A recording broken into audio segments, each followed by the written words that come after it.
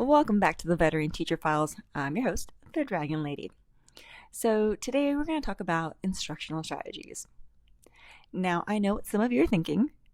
Instructional strategies sound suspiciously like a PD, but hear me out. Because after more than 20 years, and after the last 7 years being out of the classroom, I've really kind of compiled a list of instructional strategies that I believe to be just the goodies. Right? So if you've been listening, I am going back into the classroom after being out of the classroom for the last 7 years. And I'm kind of a type A, or at least I used to be a type A before I had kids. Now I'm kind of like an A minus, maybe a B plus person. Not a B type, but not even an A type, just kind of like in between there. Anyways, so I have a list of like 10 instructional strategies.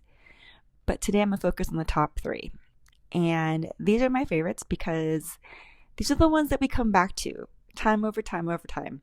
And I've learned them the hard way. I learned them through messing up repeatedly, sometimes in public, sometimes during evaluations, and sometimes while trying to dig out crayons from fish tanks. So today I'm going to talk about 3 instructional strategies that have had the biggest impact on my own teaching and that I hope and pray that I'm putting on the top of my list now that I'm going back into the classroom, because sometimes it's easy to say something and then once you're in the moment, it's kind of like, oh yeah. So anyways, number 1, modeling. Number 2, checking for understanding. And number 3, gradual release. So here's my first one, modeling. Not explaining, not describing, not hoping your students figure it out, but actually showing them exactly what you want. I learned this lesson while teaching ELD.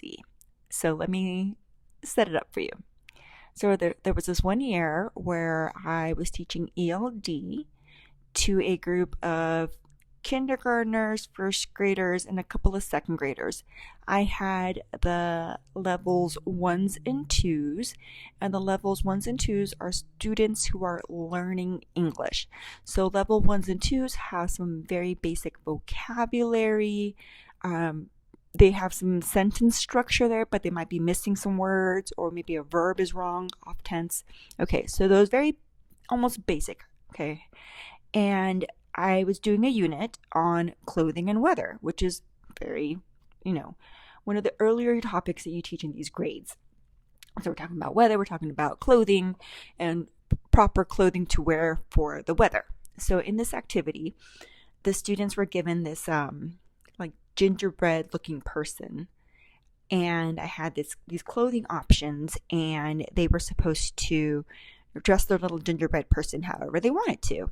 And I thought I'd make it fun. So I cut and pasted a picture of myself for the head.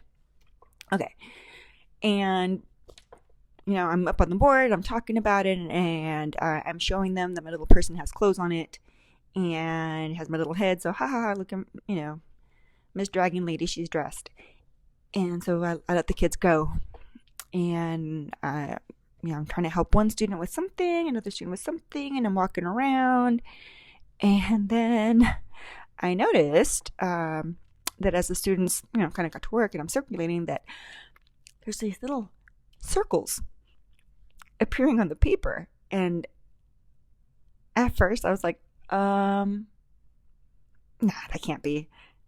And then when I got closer, I realized, oh wait, now this one kid's copying that other kid.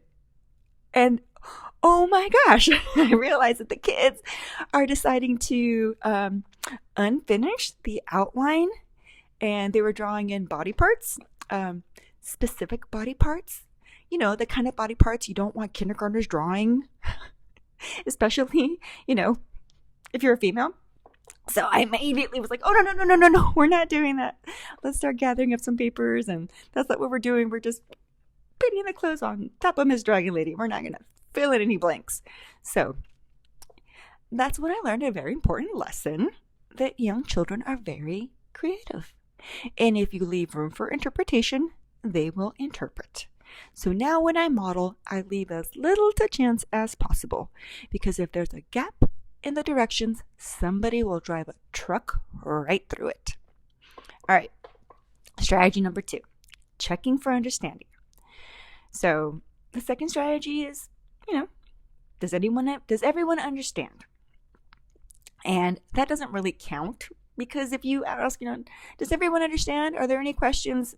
Chances are they're going to say, yeah, we understand, or no, there's no questions. Okay.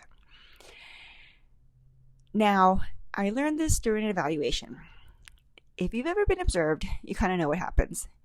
Your administrator walks into the room with a clipboard, and even if this is like your 15th year teaching, you might still forget how to breathe, or how to stand, or your own name. It's a magical experience.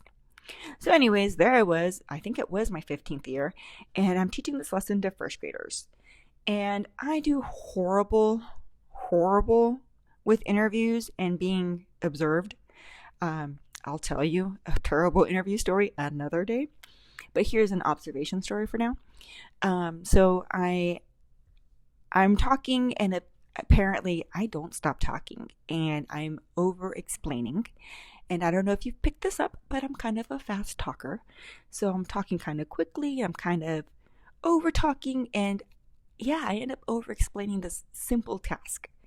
And when I let them all go, these kids are very cute. I mean, we had kind of practiced their routine. So they all picked up their little anthologies. They all had these little sticky notes. They all had their little pencils. They all went to their little assigned corners with their assigned buddies. And then they're like, what? Now what do you want us to do? Because I hadn't been clear. And that was kind of embarrassing, because it was an evaluation and the admin was there. And usually my classroom was very lively and very chatty, and this day they were not. It was very quiet and nobody was really moving around. It was really awkward.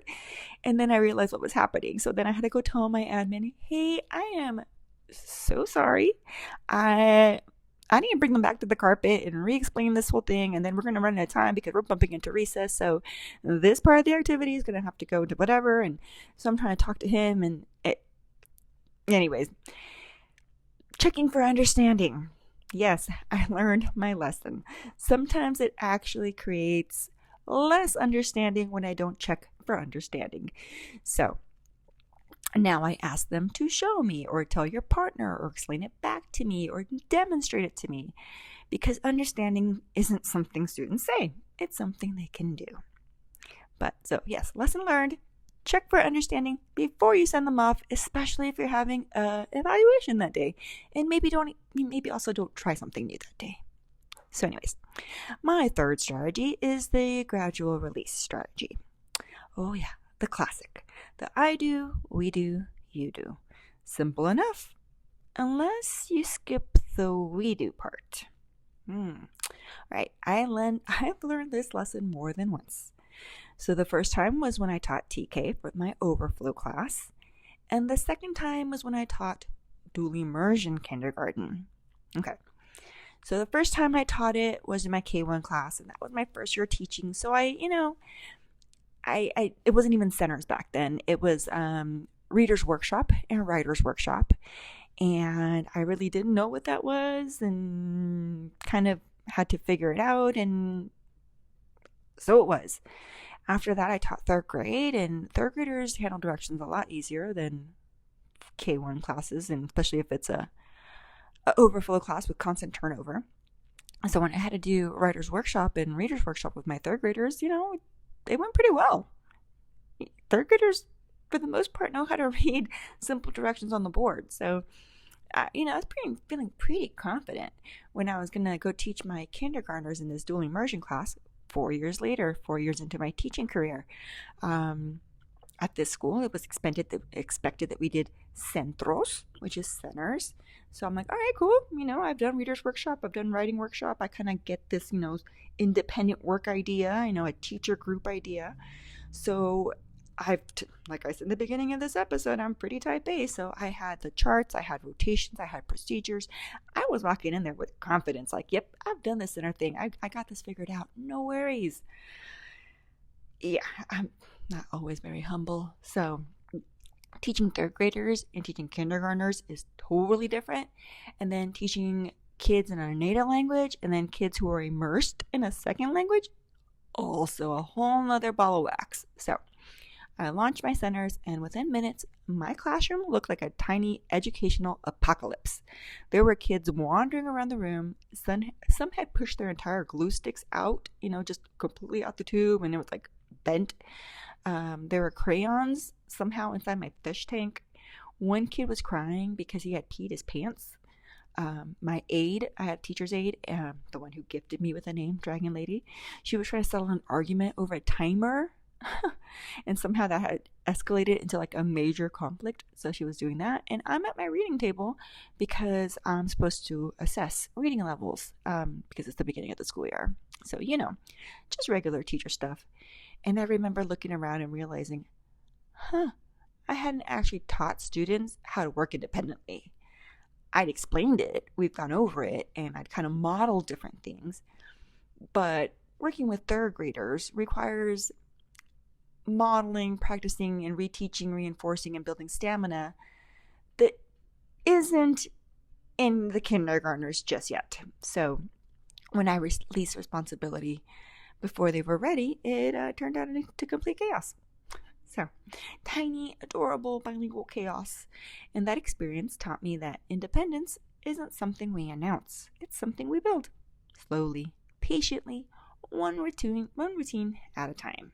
So, looking back, all these stories have taught me something in common. Every mistake I made came from assuming students were ready for something I hadn't explicitly taught. I assumed they knew it. I assumed they knew what I meant. I assumed they knew and understood directions. I assumed they were ready for the work independently. And every time, my students reminded me that assumptions are not instructional strategies. Modeling matters, checking for understanding matters, and gradual release matters. Not because they're trendy, not because they're on a PD slide, but because they work. So, after all these years, I've discovered that great teaching is usually less about finding the newest strategy and more about getting these basics right. So, as I go back into the classroom, I'm really hoping to remember to model explicitly and completely, but to not overdo the directions so that I check for understanding before I gradually release them to do independent work. All of those have to flow magically, and I have to remember to do all the steps because teaching is a dance. So even if it feels awkward in the lesson, a failed evaluation, and some crayons in a fish tank, I've learned my lesson. So what instructional strategy has changed your teaching the most? And what's a lesson that completely fell apart but taught you something valuable? Share your stories in the comments. I'd love to hear them. And if you enjoyed this episode of the Veteran Teacher Files, don't forget to follow, subscribe, and share with a teacher friend. Until next time, this is the Dragon Lady reminding you that if your classroom is currently falling apart, you're probably learning something new. Thanks for listening.